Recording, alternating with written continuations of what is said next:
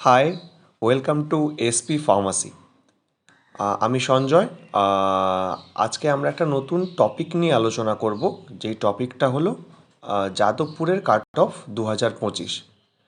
তো আশা করি সবাই অনেক ভালো আছো। সবার জিপ্যাট খুব ভালো গেছে, জিপ্যাটের র্যাঙ্ক খুব ভালো এসছে বলেই আমার আশা করি। এবং যারা আমাদের ওয়েস্ট বেঙ্গল থেকে বিলং করো তাদের মধ্যে অনেকেই আমাকে জিজ্ঞেস করেছিলে যে যাদবপুর ইউনিভার্সিটির কাট অফ কেমন যায়, কতটা হলে চান্স পাবো, কোন সাবজেক্টে কেমন কাট অফ যায়, স্পন্সর সিট বলতে কী বোঝায়, কত নাম্বার পর্যন্ত SC category ST category rank যায়, এরকম অনেক ধরনের কোশ্চেন আমাকে ফোন করে জিজ্ঞেস করা হয়। তো যাই হোক, আমি বললাম সবাইকে আলাদা আলাদা করে বলার থেকে একটা ভিডিও বানিয়ে দিলেই সবার বুঝতে সুবিধা হবে। তো সেই জন্যই এই ভিডিওটা বানানো। আর যদি তোমাদের ভালো লাগে তাহলে যাদবপুর ইউনিভার্সিটির আরও ভিডিও যেগুলো কিনা অ্যাডমিশন নেওয়ার জন্য, ফার্মের অ্যাডমিশন নেওয়ার জন্য, সেগুলো আমরা পরপর বানাবো। এছাড়া অন্যান্য ইউনিভার্সিটির ভিডিও এই চ্যানেলে আসবে এবার। তো আমরা আজকে যাদবপুর ইউনিভার্সিটির 2025-এর কাট অফ নিয়ে আলোচনা করব। যাদবপুর ইউনিভার্সিটির ফার্মের কাট অফ আলোচনা করতে গেলে প্রথমে এটা বলতে হয় যে এই কাট অফটা র্যাঙ্ক অনুযায়ী হয় না। এটা জিপ্যাট বলে যে এক্সাম হয়, যেই এক্সাম কিছুদিন আগে হয়ে গেছে, সেই জিপ্যাট এক্সামের রেজাল্ট চলে এসছে, র্যাঙ্ক চলে এসছে। আই থিঙ্ক র্যাঙ্ক কার্ড যখন আসবে বা চলে এসছে, সেই র্যাঙ্ক কার্ডে পার্সেন্টাইল থাকে, সেই পার্সেন্টাইলও সবাই পেয়ে যাবে। সেই পার্সেন্টাইল ওয়াইজ কিন্তু যাদবপুর ইউনিভার্সিটিতে ফার্মের জন্য অ্যাডমিশন নেওয়ার জন্য কাট অফ রেডি হয় পার্সেন্টাইল দিয়ে। বেসড অন পার্সেন্টাইল এখানে কাট অফটা রেডি হয়। পার্সেন্টাইল করার অর্থ হলো যে আগের বছর যদি দেখা যায় যেই লেভেলের কোশ্চেন এসেছিলো 2024-এ, যদি আমরা দেখি তার থেকে অনেক সোজা কোশ্চেন আসে, অনেক নাম্বার হাই যায়, তাহলে 2024-এর যে ছেলেটা, সেই ছেলেটা সহজ কোশ্চেনে বেশি নাম্বার পেয়ে একটা ভালো র্যাঙ্ক করে রেখেছে, কিন্তু তার পরের বছর কঠিন কোশ্চেনে সে ভালো র্যাঙ্ক করতে পারেনি, কিন্তু মানে কম নাম্বার পেয়েছে, কিন্তু তার র্যাঙ্ক একটু পিছিয়ে গেছে বা এগিয়ে গেছে। কিন্তু তাদের পেছানো বা এগানোর সঙ্গে একটা জিনিসের পরিবর্তন হয় না, সেটা হলো পার্সেন্টাইল। পার্সেন্টাইল সবসময় কিন্তু সেম থাকে। মানে দেখা গেল কোনোবারে যদি কঠিন কোশ্চেন হয়, তাহলে দেখা গেছে যে 240-এ যেই ছেলেটা যেই র্যাঙ্কটা পেলো একটা কঠিন কোশ্চেনে, সেই ছেলেটা সহজ কোশ্চেন হলে 260-এ সেই র্যাঙ্কটাই পেতো। তাহলে 240 = 260, সেই দুটোর কিন্তু পার্সেন্টাইল একই হবে। তাই জন্য যাতে কিনা এই বৈষম্যটা দূর করা যায়, তাই জন্য যাদবপুর ইউনিভার্সিটি পার্সেন্টাইল অনুযায়ী করে। এবার পার্সেন্টাইল অনুযায়ী করলে আমরা তো জানি জিপ্যাটের র্যাঙ্ক কার্ডের ভ্যালিডিটি 3 বছর। তাই 3 বছরের যে ধরনেরই কোশ্চেন আসুক না কেন, যেমনই ক্যান্ডিডেট অ্যাপিয়ার হোক না কেন, সব কিছুর উপর ডিপেন্ড করেই তাদের আর প্রবলেমে পড়তে হয় না যে এবছর কঠিন কোশ্চেন হয়েছিল, এবছর আমি তো বেশি নাম্বার পেয়ে কম র্যাঙ্ক হলো, কোনো ম্যাটার করে না। পার্সেন্টাইল দিয়েই ফার্মের কাট অফ রেডি হয়। ঠিক আছে, এটা আমরা প্রথমে জানলাম। দ্বিতীয়ত আমাদের জানার আছে, এখানে স্পন্সর বলে একটা সিট হয়। স্পন্সর সিট টোটাল 5খানা সিট থাকে, যেটা যাদবপুর ইউনিভার্সিটিতে পড়ার জন্য 5খানা সিট স্পন্সরের জন্য তোলা থাকে। এই সিটগুলো মেনলি যারা ইন্ডাস্ট্রিতে কাজ করে তারা যদি এনওসি নিয়ে এসে জমা দিতে পারে, তাদের জন্য একটা এক্সাম কন্ডাক্ট করায় যাদবপুর ইউনিভার্সিটি। তাদের প্রথম 5জনের যারা থাকে তারাই বিভিন্ন সাবজেক্টে অ্যাডমিশন নিতে পারে। কিন্তু প্রতি বছরই দেখা যায় যে 2 থেকে 3জন ছাড়া অন্যান্য লোকেরা এনওসি জমা দিতে পারে না। তখন স্পন্সরের সিটটা রেগুলার, মানে আমাদের মতো নর্মাল রেগুলার জিপ্যাটওয়ালাদের কাছে চলে আসে। তখন একটাই প্রবলেম, যারা স্পন্সরের সিট নেবে রেগুলার হয়ে, মানে জিপ্যাট ক্যান্ডিডেট যারা স্পন্সরের সিট নেবে, তাদের কিন্তু স্পন্সরের মতো ফিস দিতে হবে। স্পন্সরের মতো ফিস মানে, হ্যাঁ, এখানে একটা ডিফারেন্স আছে। ফিস যাদবপুর ইউনিভার্সিটির সব থেকে কম, 9,700 টাকা টোটাল 2 বছরের ফিস, 2,400 করে পার সেমের ফিস।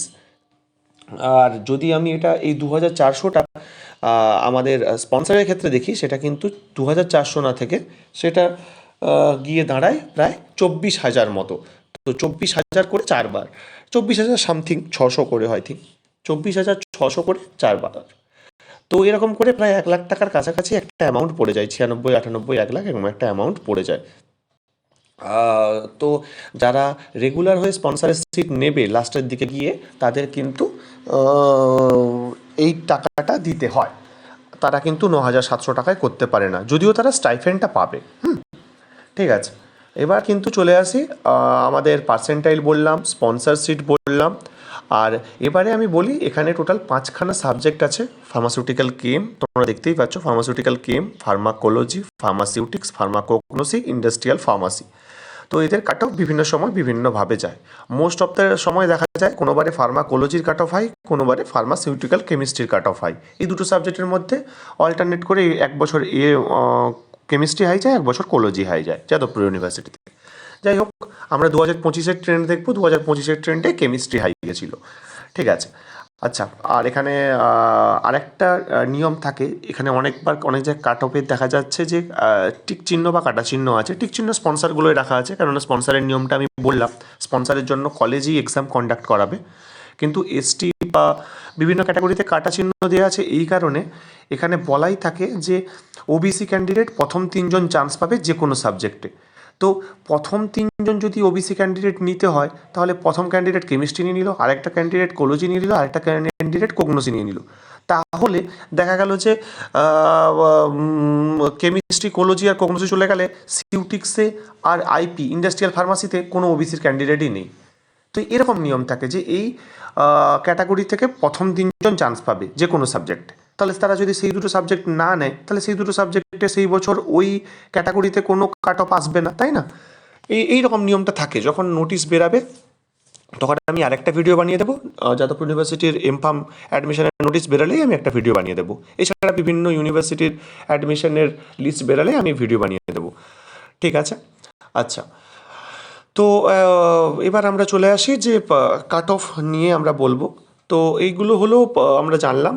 আর কিছু নতুন তথ্য হলো এই, যে এখানে যেই দিন আমাদের কাট অফ রেডি হয় সেই দিনই কিন্তু গাইড সিলেকশন হয়। তাই একসঙ্গে 2-3 দিনের প্রসিডিওর থাকে। একদিনে ডকুমেন্ট ভেরিফিকেশন, আরেকদিন দেখা যায় র্যাঙ্কার বেরোয়, আরেকদিন গাইড সিলেকশন হয়ে এবং ফিস পেমেন্ট হয়ে যায় এবং সেটাই অ্যাডমিশন কমপ্লিট।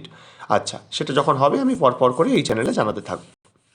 আচ্ছা, এবার এখানে একটা কথা বলার আছে। যারা যারা নন বেঙ্গলি তারা এই কথাগুলো হয়তো বুঝতে পারছো না, কারণ আমি বাংলায় বলছি। তো আমি ভিডিও শেষে তাদের জন্য হিন্দিতে বলে দেব। আর এখন বিভিন্ন সাবজেক্টের কাট অফগুলো আমি বলছি। আচ্ছা, কাট অফ বলার আগে আর একটা কথা বলি, যারা ওয়েস্ট বেঙ্গলের বাইরে থেকে বিলং করে তারা শুধুমাত্র ইউআর ক্যাটাগরির আন্ডারে আসবে। তারা এসসি হোক, এসটি হোক, ওবিসি হোক, যাই হোক। কিন্তু যারা ওয়েস্ট বেঙ্গল থেকে বিলং করে ওরা কিন্তু ক্যাটাগরি আন্ডারে আসবে। মানে বলতে গেলে ইউআরের চাহিদাটা একটু বেশি হবে, কেননা বাইরের এসসি এসটি সবাই এসে ইউআরে ঢুকবে, এখানকার সব ইউআরে ঢুকবে। শুধু এখানকার এসসি এসটি ওবিসি ইডাব্লিউএস এদের একটু বেশি সুবিধা, কেননা এরা শুধু ক্যাটাগরিটা পাবে। মানে বলতে গেলে ক্যাটাগরি সিট পেতে গেলে ওয়েস্ট বেঙ্গলের রেসিডেন্ট হতে হবে। ঠিক আছে, যাই হোক, এবার আমরা চলে আসি কী কী ডকুমেন্ট নিয়ে আসতে হয় অ্যাডমিশনের সময়। সেগুলোর জন্য আমি আরেকটা নতুন ভিডিও বানিয়ে দেবো। আই থিঙ্ক সব কোশ্চেনের উত্তরই আমি দিয়েছি। এবার কাট অফটা সম্বন্ধে বলি। ফার্মাসিউটিক্যাল কেমিস্ট্রিতে ইউআর ক্যাটাগরির কাট অফ 98.90, এসসির 88.57, ওবিসির 99.07, ইডাব্লিউএসের 95.23। ফার্মাকোলজিতে ইউআরের cut off percentile wise 98.58, OBC 98.40, SC 92.42, ST 70.68।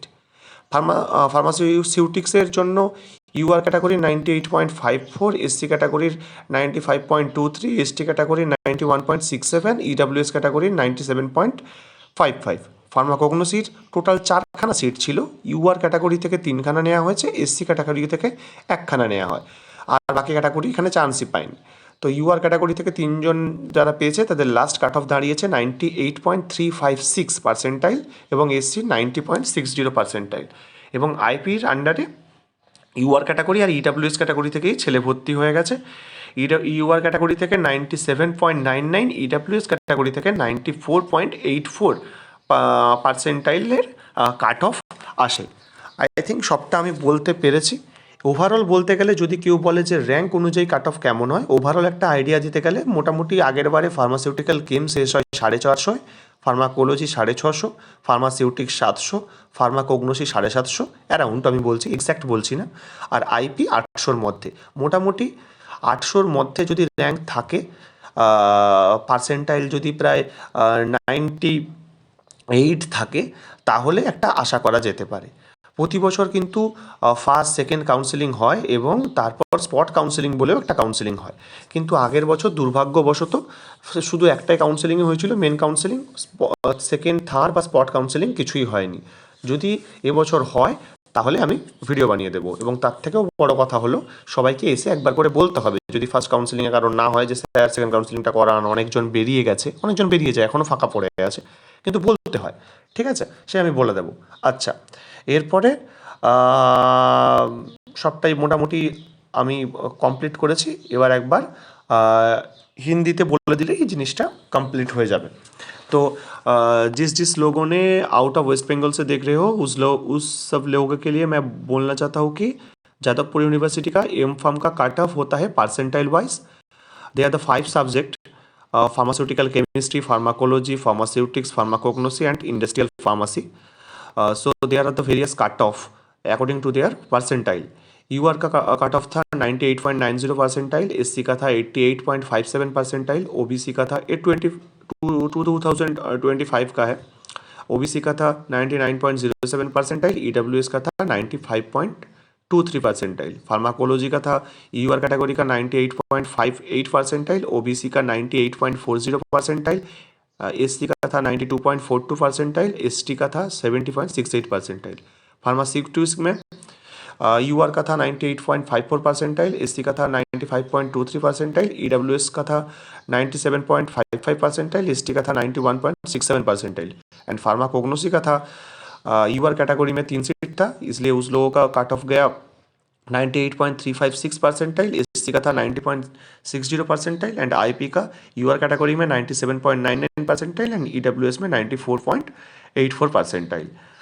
तो अप्रोक्स मैं बोलना चाहूँगा कि जिस लोगों का रैंक अंडर 450 का अंदर था, मतलब 450 का अंदर था, वो लोग सब फार्मास्यूटिकल केम लिए यूआर कैटेगरी में, और जिस लोगों का 650 का अराउंड था उस लोगों ने कोलोजी लिए, जिस लोगों का 700 अराउंड था वो लोग सब स्यूटिक्स लिए, जिस लोगों का मतलब 750 था अराउंड रैंक वो लोग कोग्नोसी लिए, और जिस लोगों का 800 का अराउंड रैंक था वो लोग सब इंडस्ट्रियल फार्मेसी लिया। तो ये मैं बोलना चाहूँगा कि जिस लोगों का रैंक मतलब 800 का अंदर है, वो सभी लोग इधर आके चांस ले सकते हो। इधर का फीस बहुत कम है, इन्वायरमेंट अच्छा है, और पीएचडी का भी बहुत फैसिलिटी है। और ये बात है कि जिस लोगों का रैंक 800 का अंदर है यूआर कैटेगरी में एंड 98 परसेंटाइल है, वो लोग इधर आके इजीली चांस ले सकते हो। ठीक है, थैंक यू। সবাই খুব ভালো থেকো।